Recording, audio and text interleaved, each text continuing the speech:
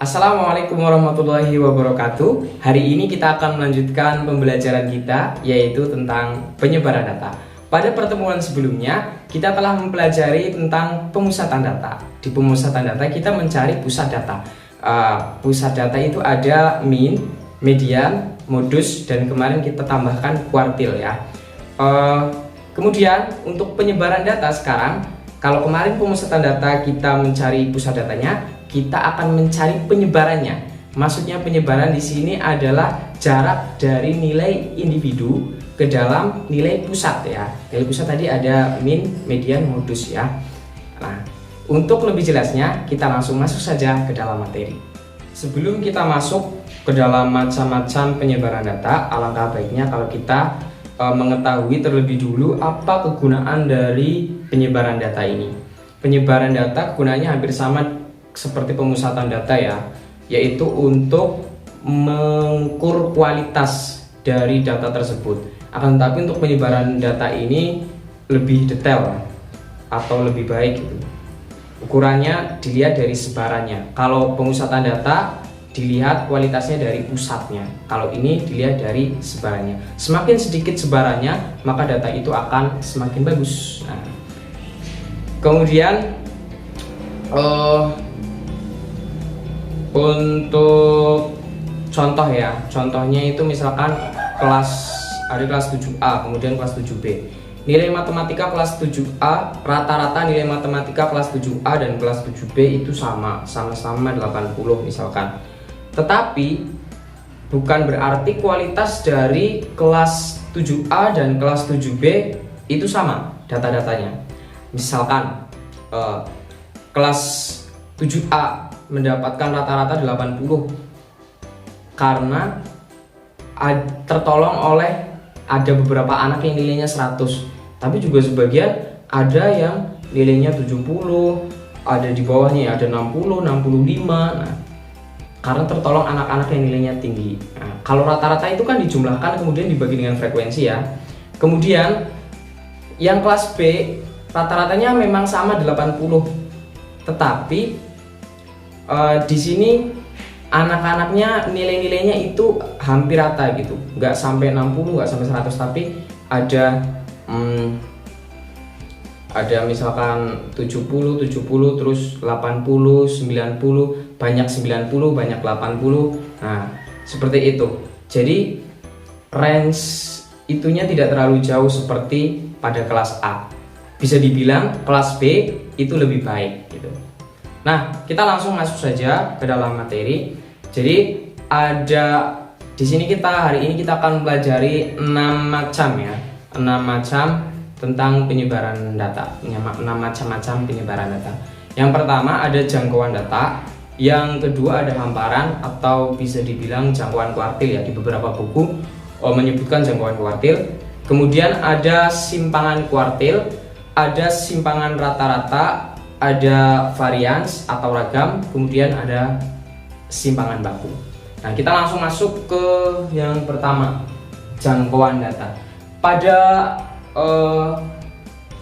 pertemuan pertama ketika membuat tabel distribusi frekuensi, kita sudah pernah membahas ya tentang jangkauan data. Nah, jangkauan data itu pada data mentah atau data tunggal itu kita bisa mengurangkan nilai yang terbesar ke nilai yang terkecil. Nah, itu jadi jangkauan data. Tapi dalam bentuk data kelompok, penyebaran data kelompok ini sedikit berbeda ya. Jadi ini kan kita nggak ketahuan nih nilai terkecilnya berapa. Nah, kita bisa menggunakan nilai tengahnya. Jangkauan data itu x max kali x min. Nah, karena x max-nya ini kan nggak terlihatan gitu, karena ini sudah dalam bentuk tabel. Nah, kita bisa menggunakan nilai tengah dari kelas terakhir ya, nilai tengah dari kelas terakhir. Kemarin kita sudah mempelajari tentang nilai tengah. Nilai tengah adalah batas atas kelas ditambah dengan batas bawah kelas kemudian dibagi 2. Jadi 100 ditambah 96 dibagi 2 berapa? 98 ya. 98. Kemudian untuk X min-nya ini sama kan, nggak kelihatan karena bentuknya sudah tabel seperti ini. Kita bisa menggunakan nilai tengah dari kelas pertama. Nilai tengahnya batas atas ditambah batas bawah dibagi 2. 65 ditambah 61 dibagi 2, 63 ya. Ingat, ini batas atas, nilai tengah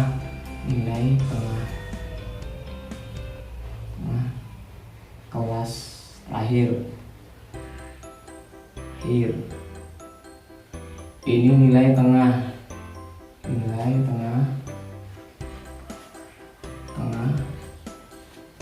kelas pertama.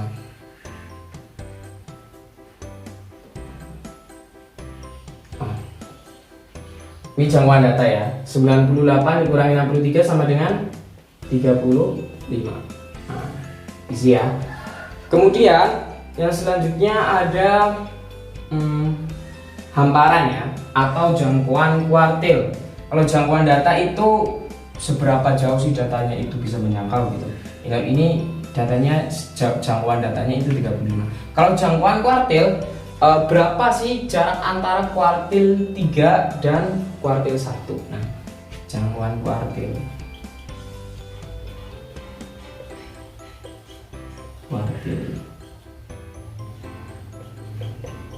atau biasanya dilambangkan dengan KID. Jangkauan kuartil rumusnya adalah Q3 kuartil 3 dikurangi dengan Q1 kuartil 1. Nah, ini sudah diketahui ya. Kalau teman-teman di dalam soal belum diketahui, teman-teman bisa cari terlebih dahulu. Nah, Q3 89, Q1 nya 71,5, 71,75 sorry. Hasilnya 7,25. Nah, selanjutnya ada simpangan kuartil. Simpangan kuartil ini adalah setengah dari jangkauan kuartil.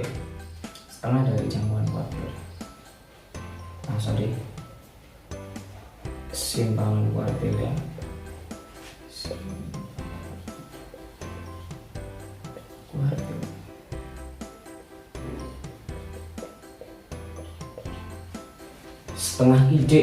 Setengah ide, atau bisa ditulis juga setengah Q3 min Q1. Berapa? Ya ini tinggal dibagi 2 aja. Berarti 3, berapa ya? 3,625 ya. Iya. Yeah. Nah, itu untuk jangkauan data, jangkauan kuartil, dan simpangan kuartil. Nah, bentuk penyebarannya seperti ini. Semakin kecil nilainya, ini sebenarnya semakin bagus. Nah, kita lanjut. Kita masuk ke simpangan rata-rata. Simpangan rata-rata itu apa? Simpangan rata-rata adalah rata-rata dari penyimpangan nilai-nilai individu terhadap nilai min atau rata-rata. Paham nggak? Nah, untuk lebih jelasnya kita langsung masuk ke rumus dulu ya. Nah, untuk simpangan rata-rata ini rumusnya seperti ini. Simpangan rata-rata dilambangkan dengan SR ya. SR sama dengan sigma FI mutlak XI min X bar per sigma F. Nah, di sini kita melibatkan mutlak ya. Mutlak itu pokoknya kalau hasilnya negatif, kalau dimutlak dia akan jadi positif, intinya seperti itu ya. XI di sini nilai tengah ya, nilai tengah. Untuk X barnya itu apa? Min ya. XI nilai tengah, X barnya min. Untuk mencari nilai tengah kita sudah pernah pelajari ya. Caranya adalah dengan menjumlahkan batas atas dan batas bawah kelas kemudian dibagi 2. Nah, misalkan ini Bapak sudah tulis ya. Untuk kelas pertama 65, batas atasnya 65 ditambah 61 dibagi 2 sama dengan 63. 70 ditambah 66 bagi 2, 68 dan seterusnya. tambah 71 bagi 2 73 dan seterusnya yang sampai bawah. Nah, kita sudah pernah bahas di pertemuan sebelumnya. Kemudian untuk sigma F ini, sigma F adalah jumlah dari frekuensi ya, atau banyak data ya. Kita tinggal jumlahkan aja ya. Sigma kan artinya jumlahnya, tinggal dijumlahkan. Jumlahnya ini 70. Aduh, susah ya nulisnya nih. 70. Nah sekarang, oh iya, untuk mempermudah kita tambahkan tabel-tabel seperti ini ya, untuk mempermudah saja. Nah, kita cari mutlak dari xi min x bar. Xi itu adalah apa? Nilai tengah. X barnya adalah min ya, atau rata-rata. Kita ketahui di sini rata-ratanya adalah 80 ya. Jadi kita kurangkan nilai tengah dengan nilai rata-rata, kemudian kita absolutkan atau kita mutlakkan ya. Xi min mutlak xi min x bar ya. 6 mutlak 63 dikurangi 80 sama dengan 63 dikurangi 80 itu kan hasilnya min 13 ya, karena mutlak min 17 ya, karena mutlak dia menjadi 17. 68 dikurangi 80 dimutlakan ya, jadi 12 ya, aslinya kan min 12. Terus 73 dikurangi mutlakan jadi 78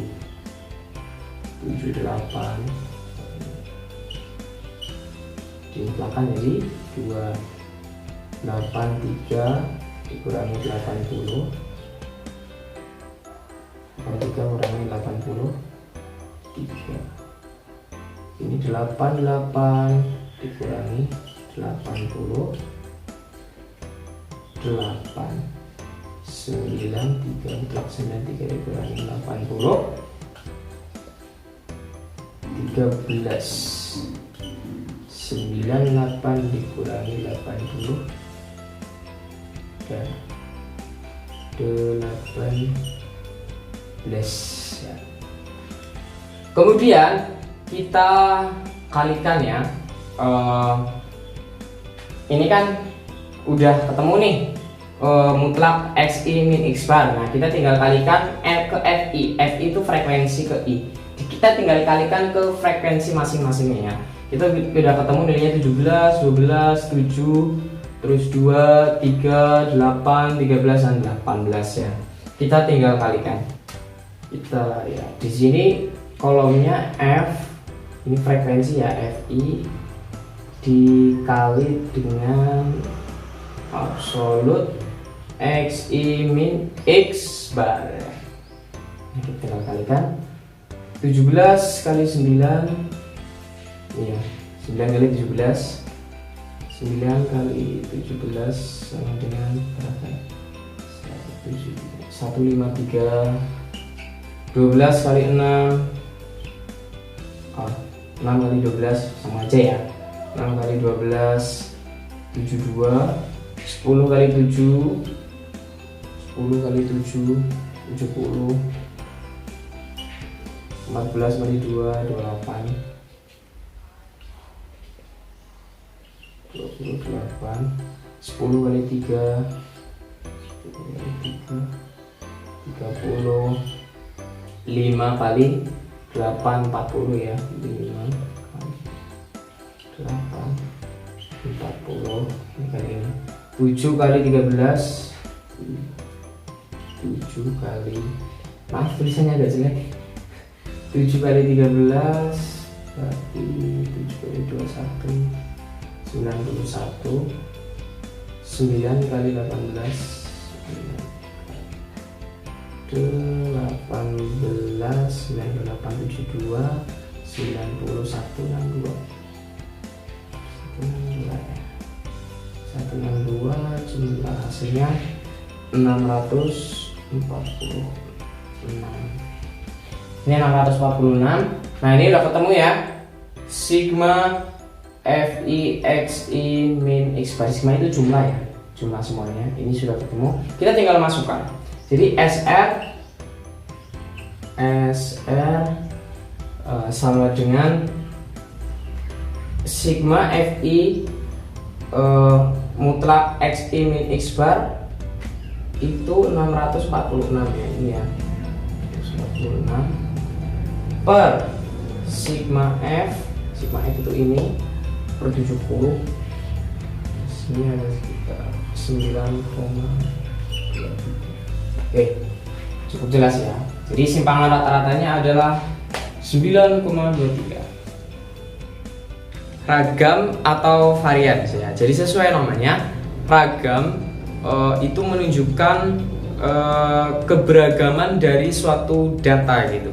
Jadi kan data itu kan ada yang lebih besar dari rata-rata, ada yang sama dengan rata-rata kadang, atau ada yang lebih kecil dari rata-rata. Itu kita cari tingkat keberagamannya. Jadi semakin tinggi ragam, maka semakin banyak keberagamannya ya.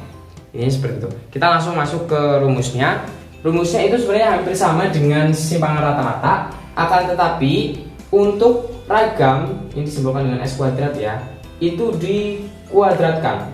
Xi min x barnya dikuadratkan. Kalau tadi Xi min x barnya dimutlakan, sekarang dikuadratkan ya. Kita langsung masuk aja ya ke contohnya ya. Xi nya sama kayak tadi ya, nilai tengah, x barnya 80. Nah sekarang kita tinggal kuadratkannya. Sigma f nya 70, kuadratkan 63 dikurangi 80 berarti berapa? 17 ya. Min 17 kuadrat 63 dikurangi 80 kan x min x bar ya, dikuadratkan sama dengan 289 ya, 289.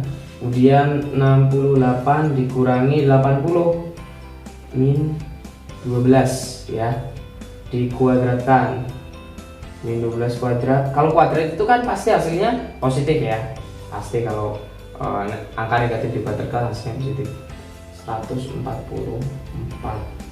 73 dikurangi 80 7 ya, min 7 kuadrat 49. 78 dikurangi 80 min 2 kuadrat. Sorry tulisannya jelek, susah nulis miring ya. 83 dikurangi 80 3 kuadrat 9. 88 dikurangi 80 8 kuadrat 64. 93 dikurangi 80 13 kuadrat ya, 169. 98 dikurangi 80 18 kuadrat. 98 kurangi 19 kuadrat 3. Oke, mudah. Nah sekarang kita kalikan seperti tadi ya, xi min x bar kuadrat kita kalikan ke fi, frekuensi masing-masing ya. Jadi 9 kali 289, angkanya cukup besar ya, 2601. Ada yang bisa menggunakan kalkulator atau menghitung manual juga nggak apa-apa. 6 kali 144, 6 kali 144 itu 864, terus 10 kali 49 ya, 490. 14 kali 4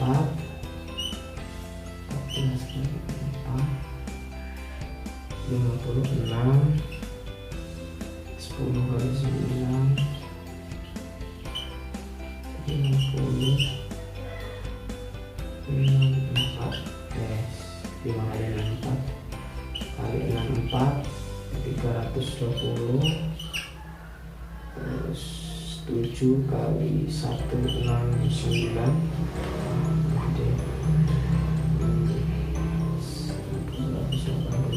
3, terakhir 9 kali 34 3, 2, 4 2916. Nah, sekarang kita tinggal jumlahkan Fi X I min X bar kuadratnya. Jumlahkan ya, pokoknya hasilnya 8520.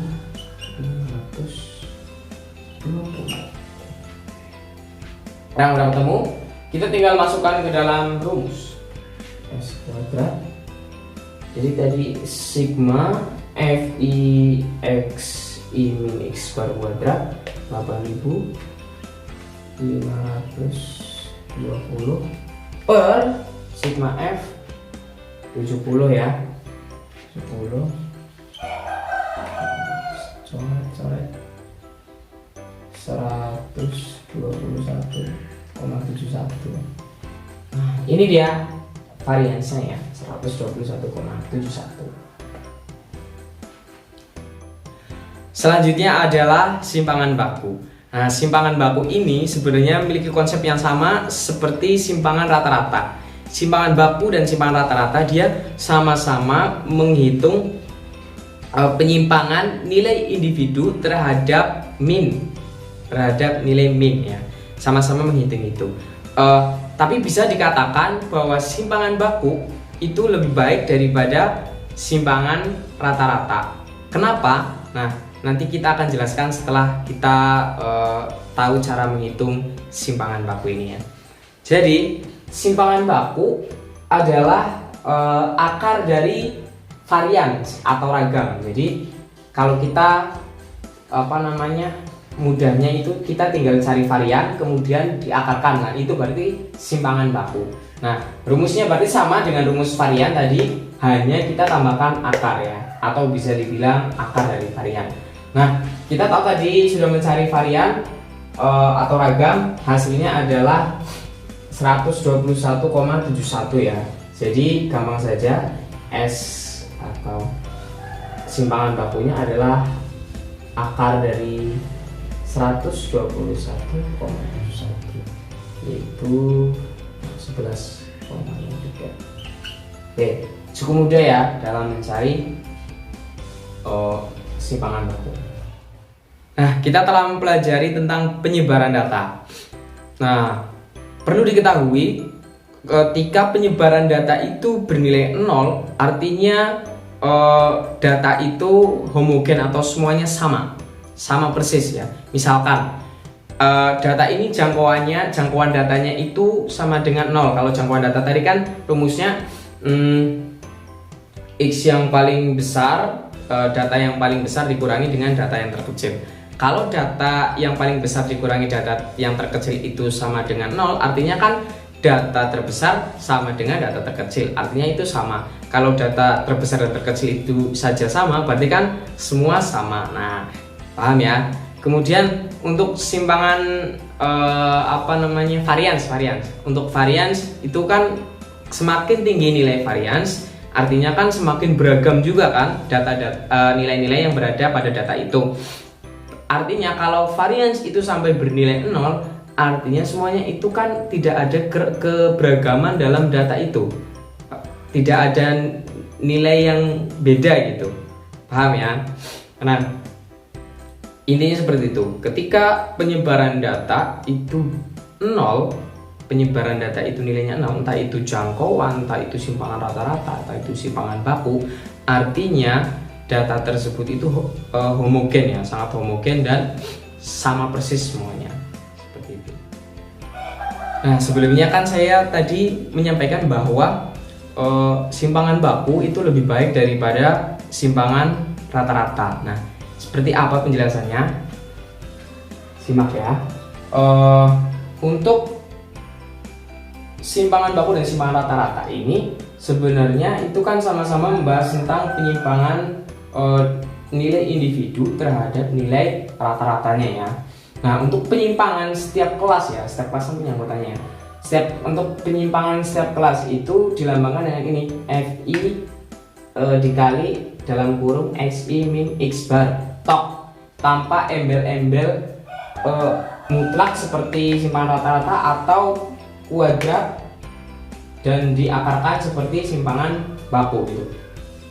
Fi dikali dalam kurung Xi min X bar aja. untuk penyimpangannya ya.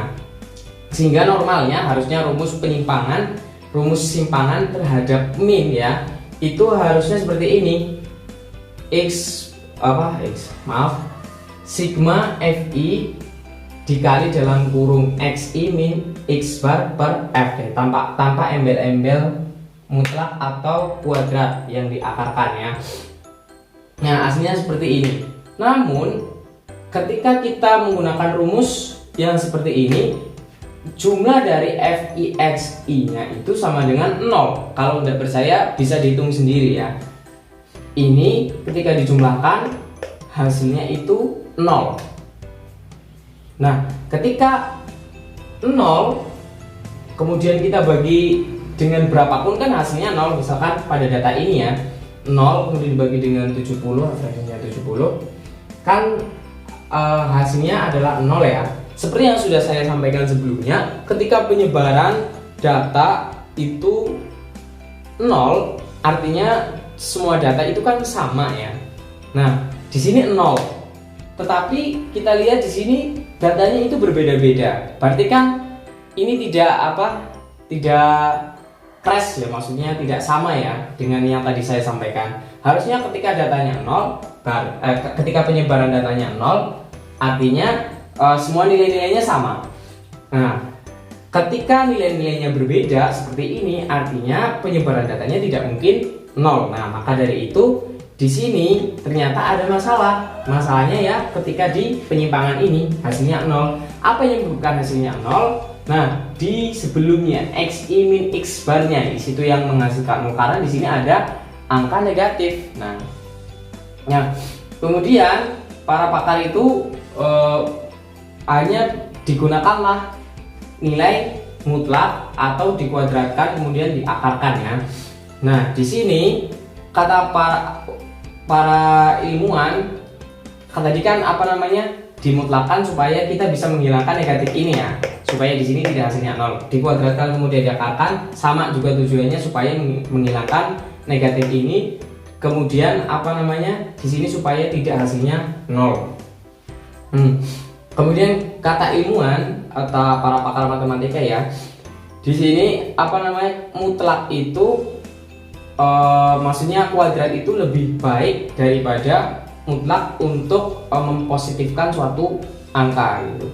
Jadi seperti itu alasan kenapa simpangan baku lebih baik daripada simpangan rata-rata.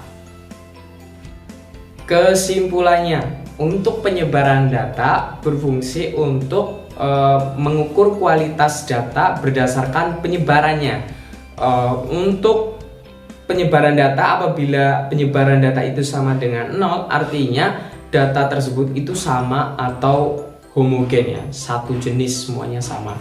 Nah, sekian dari saya untuk pelajaran hari ini. Apabila ada kurangnya saya mohon maaf yang sebesar-besarnya. Apabila ada pertanyaan bisa langsung menghubungi saya langsung ya. Sekian dari saya. Wassalamualaikum warahmatullahi wabarakatuh.